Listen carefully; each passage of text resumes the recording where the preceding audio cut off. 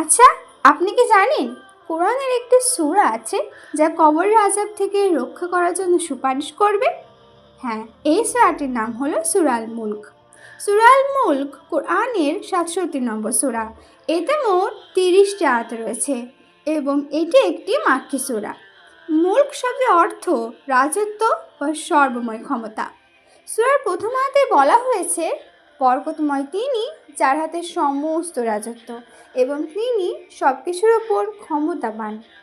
এই সূরায় আল্লাহ আমাদের 3টে গুরুত্বপূর্ণ বিষয় স্মরণ করিয়ে দেন। প্রথমত, এই পুরো মহাবিশ্ব আল্লাহর নিখুঁত সৃষ্টি। আকাশের দিকে যতবারই তাকাও কোনো ত্রুটি খুঁজে পাবে না। দ্বিতীয়ত, মানুষকে সৃষ্টি করা হয়েছে পরীক্ষার জন্য। কে সবচেয়ে উত্তম আমল করে তা দেখার জন্য। তৃতীয়ত, যারা আল্লাহকে অদেখা অবস্থায়ও ভয় করে তাদের জন্য রয়েছে ক্ষমা ও মহান পুরস্কার। সূরা আল মুলক আমাদের মনে করিয়ে দেয়, আমরা এই পৃথিবীতে চিরদিনের জন্য আসিনি। আমাদের প্রতিটি কাজের হিসাব একদিন দিতে হবে।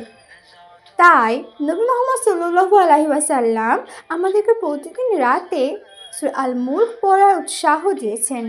হয়তো এই সূরা একদিন আমাদের জন্য আল্লাহর কাছে সুপারিশ করবে।